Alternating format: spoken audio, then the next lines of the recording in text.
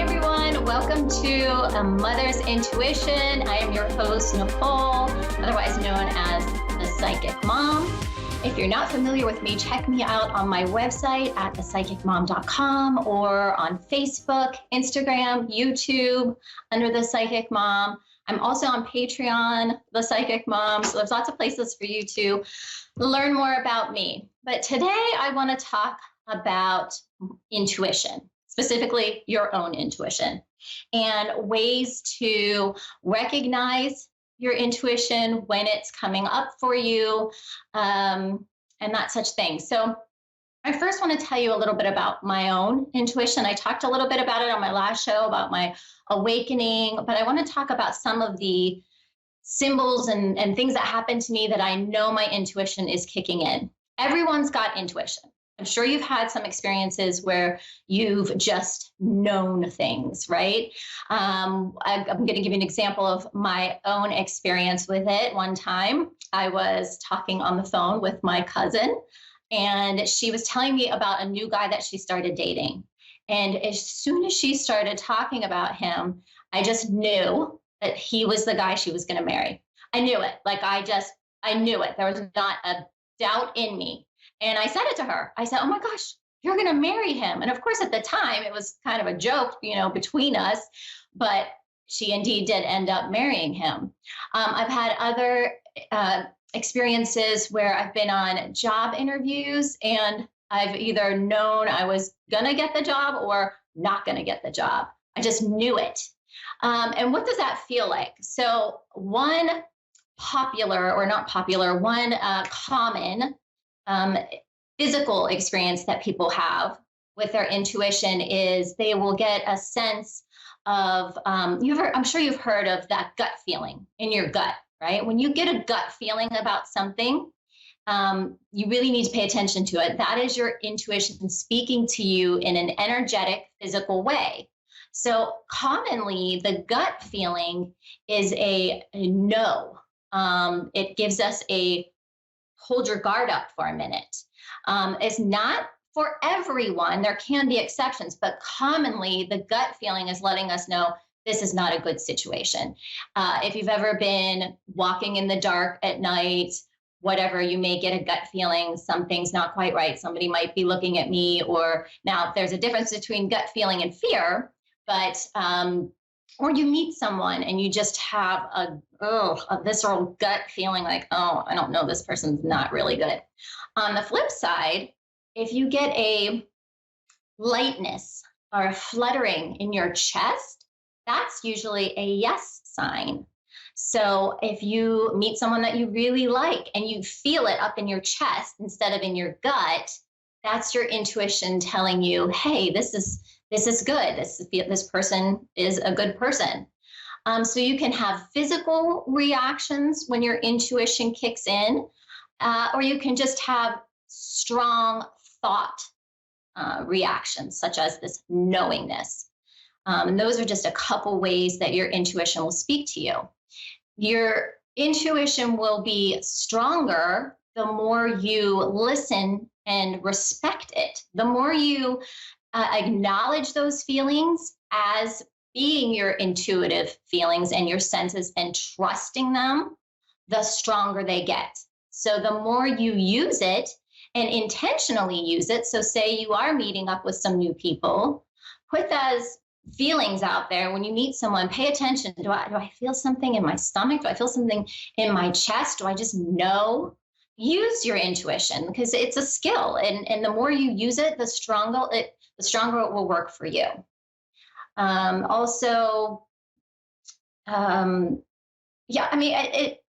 It's like any skill. So using your intuition, respecting it, practicing with it, learning more about intuition and how it works for you is going to just strengthen that skill.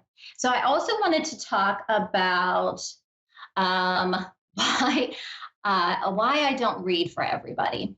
I had a great conversation with a neighbor friend of mine the other day. She came up and asked me, hey, do you ever get any feelings about about me, or is this something that you have feelings about with everybody? And I think this is a great question. The reason I'm bringing it up is because you are in control of your intuition, whether you want to use it or not. So you get to decide, do I want to use my intuition or do I not? A lot of people don't know that. You can shut those senses down. And if you are someone like me who does this often, you don't want to have your senses constantly running. It can be distracting to your everyday. And that's what I was explaining to her is it's not fun. And before I knew this, I really did kind of walk around with a lot of overload information coming in at me because I was on all the time. So I don't read everybody while I'm meeting up with people, neighbors, friends, family. I'm not looking into what's going on with you constantly. It would drain my energy, and it would really be difficult to be in the present and in the moment when I'm getting a lot of information about people. So no, I don't read people all the time. And in fact, I don't think a lot of psychics do. I think it's common for us to say, okay, I'm shut off. I'm with my family. I'm doing this right now, or I'm reading. I don't want these thoughts coming in and distracting me. And that's common with psychics. So if you are my friend or family member, don't get nervous when I'm around you. I'm not reading you. Also, ethically, you really don't want to be dipping into people's private stuff without their permission. It's just not a nice thing to do. If you feel like they are going to affect you in some way, then sure. Like I feel like that's my right. If you're coming to me and we're having conversations about something, I feel like I have a right to know if you're a good person, if you're honest and that kind of stuff. And I'll feel you out in that way. But I don't need to know what's going on with you and your family members and your drama with work and all that. So I keep out of it unless you ask me. If someone comes to me for a reading and they want to know, I can look into that and open my senses up to receive that information. So don't be nervous around psychics and mediums. We're not trying to get into who you are. What else do I want to talk about? Walking around. Yeah. So not being on all the time, and being off and respecting that and giving yourself the time to relax and enjoy your life. So what else did I want to do? I wanted to, before I do a reading today, I wanted to pull a card. This is another way of using your intuition, but more than that, your guidance from spirit guides, from other people who have passed on in your spirit world that are helping you out. It's an intuitive tool that you can use on yourself to get some guidance on things that are going on in your life.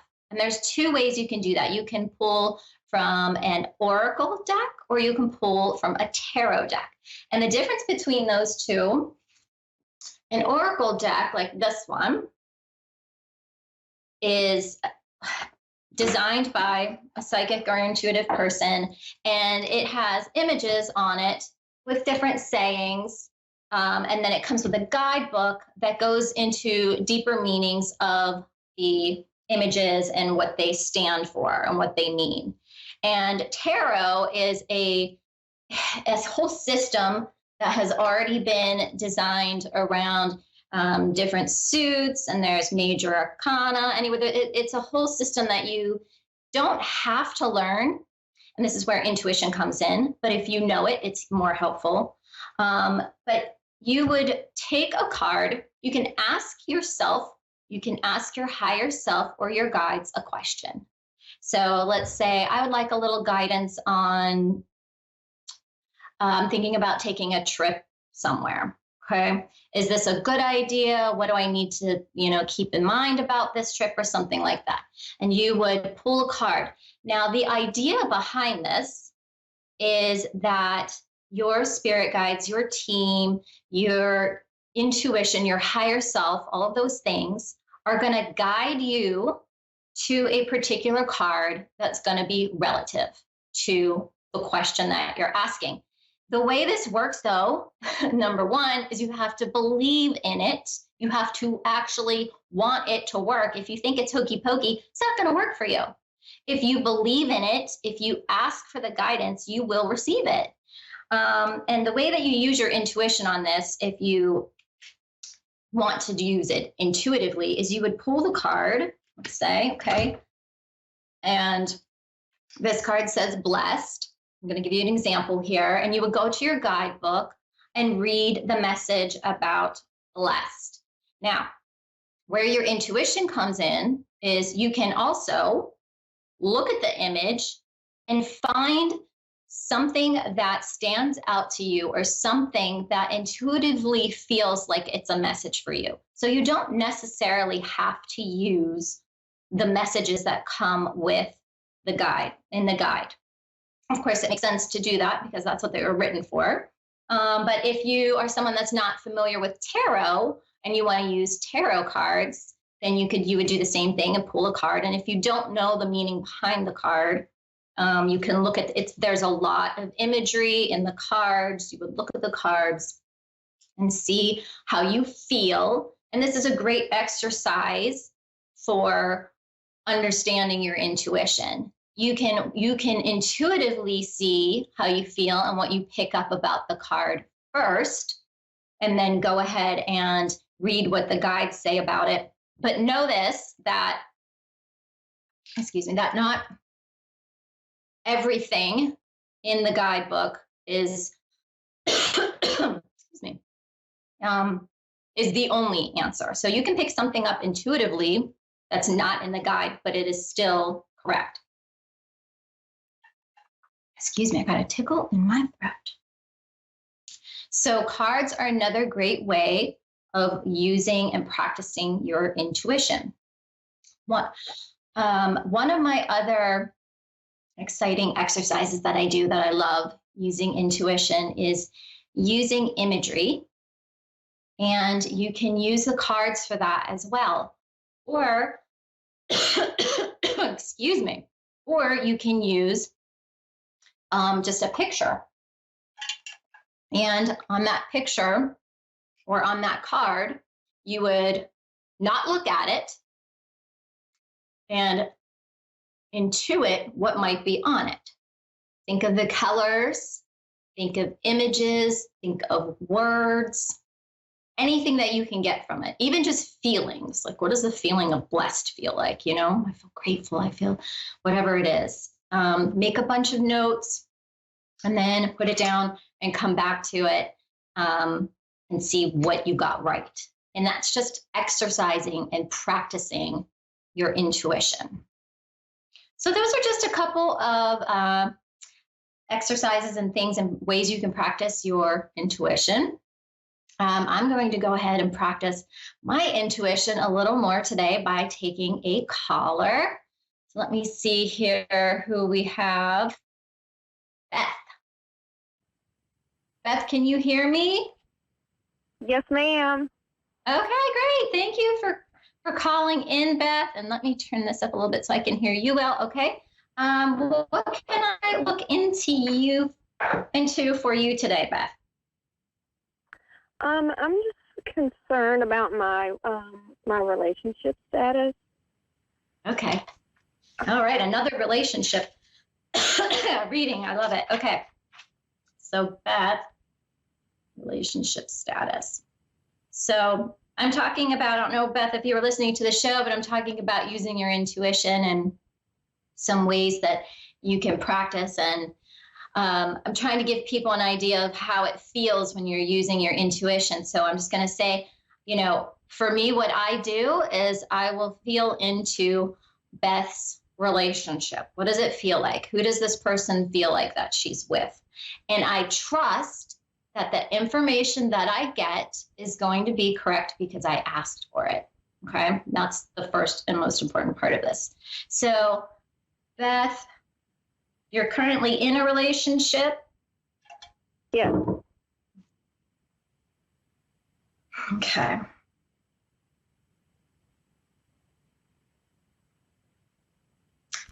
All right. So first, Beth, I feel that there's some dishonesty going on in the relationship. And I Uh-huh. feel like it's actually that seems that it feels like there are questions coming from both sides.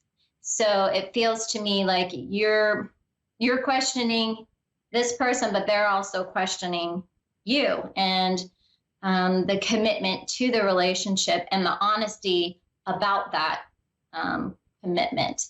So has this relationship been going on for some time? It feels to me. Um, it 7 months. feels to me. I'm sorry. Go ahead, Beth. 7 months. 7 months.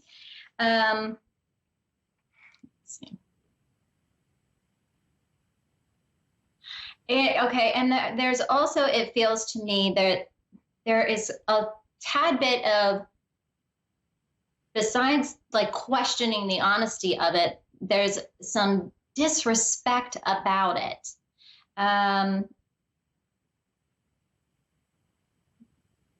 Okay, so it feels to me like there may have been a history of not being completely, what's the word I'm looking for? Faithful in a previous relationship. Can you do you know the answer to that? Okay. Uh-huh. Yeah, so that makes sense. Okay, so because of that, it has pulled these feelings of not trusting and not respecting the what is being said about what you want in the relationship. Okay. I also feel like this guy has a bit of an ego that's bruised easily. It's a girl. A girl, okay. So she's, it's funny. I was being careful of the pronouns I was using in the beginning because I sensed, but I didn't want to say. Anyway, it doesn't matter. I feel like there's a bit of an ego, but the ego gets bruised easily. And this makes her act a little bit defensive. Okay. Mm-hmm. So your question, the status of the relationship is your question. Do you think Yeah, that because this really? we're super like on the rocks, and I'm not ready to give up on us yet. And she has outside influences that are, I guess, messing with her mind. Okay. Yeah, and I think I want you to understand where she's coming from. If you don't want to give up on her, then the best thing for you is to have this awareness of why her behavior is the way that it is, so that you can, it seems like you already have decided, like, okay, it's worth it to put up with or understand that it's not going to be perfect because of this, right? Mm-hmm. Let me see what she is feeling. I feel a lot of uncertainty and fear on her part. I feel like she doesn't trust. She doesn't have a really good foundation. And I feel like her home foundation even is a little unstable. She doesn't get the support from family. That would be me. I think that would be me.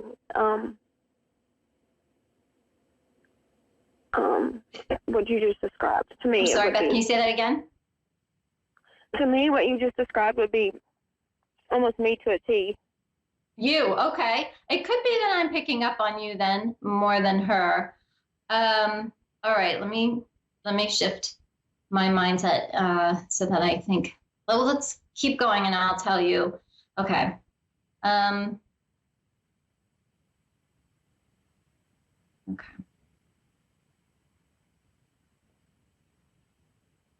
All right, can you give me her first name? Yeah, her first name is Tori. Tori. Okay. Yeah, okay. I understand then. I must have you guys flipped.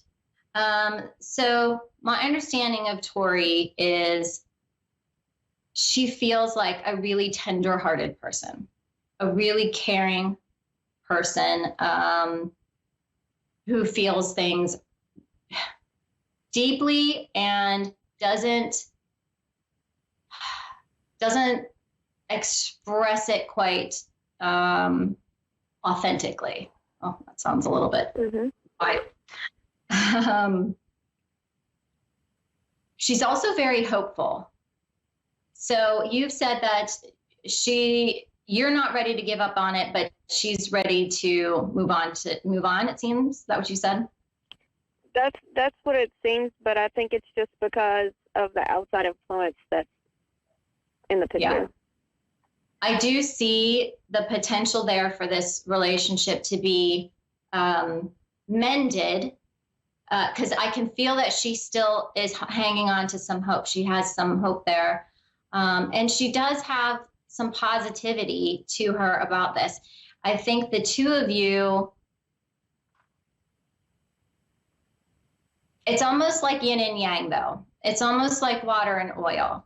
But for some people that works well because it balances out. For other people, the difference is too much. I think that it feels like sometimes it shifts to you're the more stable one in the relationship, the more loving one, the one putting more of the effort in, but then it flows the other way and goes to her. So I feel like there's this back and forth. And I feel like she's the kind of person that needs stability. And so this instability kind of shakes her up a bit. Would you agree with that? Yeah. Yeah. I think that if you can give her more security, and let her change her perspective of that. And like I said, in the way that I worded it, that you two can balance each other. It doesn't have to be that when it's off, it feels like it's always going to be that way. It's just that you have this unique dynamic of this yin and yang, and it can work together even when it feels out of balance, because it's just the perspective of, well, who's where and where am I looking? So I think that if you communicate with her that that's how you view the relationship and what you think of it, and get her opinion on it and have a discussion about it, I do feel like she would be open to looking at it differently. And as far as the outside influences, I do feel them, but I think that they're not as influential as you might think that they are. I think that her security and her idea of the relationship is really more the problem. And yeah, she's probably being influenced by some outside influences, but it's not as much as you think. So I think that also will help, because it's not a lost cause or anything. And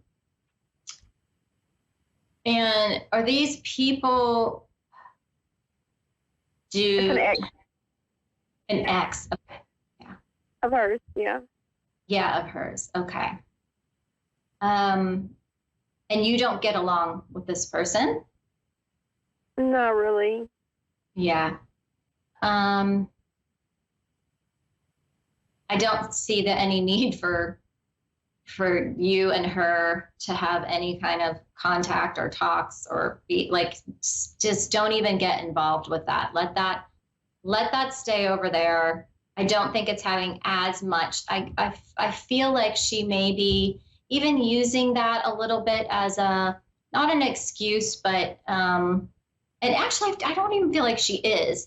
Have you come up with that conclusion more so than? Yeah, because she started coming around and like wanting to hang out like when I'm gone, and it's not cool with me. Right. Well, it is not so much the other girl as it is her instability. She's reaching back out to that ex because it's easy. So I wouldn't put too much. I wouldn't give that other person too much power because she really isn't even that influential. Because I'm sorry, Tori, right? Tori, she's pretty strong in who she is, and in her opinions. And this ex, she can manipulate her if she wants to. So she doesn't necessarily is not that influenced by her that you might think. I would say again, just try to talk to her about how you view the relationship. Is there anything else in the relationship that might be causing an issue that we didn't talk about besides this, dishonesty? She is, to me, addicted to Xanax, which she's prescribed, but it causes a major issue. Okay. Yeah. Okay. I'll say this. I can tell with Tori's personality that that's not something that she's going to be really open to discussing or changing at this time. So I think that you're going to need to either make a concession about it for the time being, or really have a conversation with her, even though I don't think it's going to go the way that you want. We're running out of time, Beth, but I do want to reiterate that I think this relationship has potential to be mended. I think the perspective of it just needs to be shifted a little bit, and that it can be done. So I want to give you a little hope in that front and give you some best wishes for that. Thanks again for calling in. And thanks to everybody for joining me. And I hope to see you again next Thursday at 10 p.m. Eastern Standard Time for another Mother's Intuition. Thanks, everyone. Have a great week. And thanks again, Beth.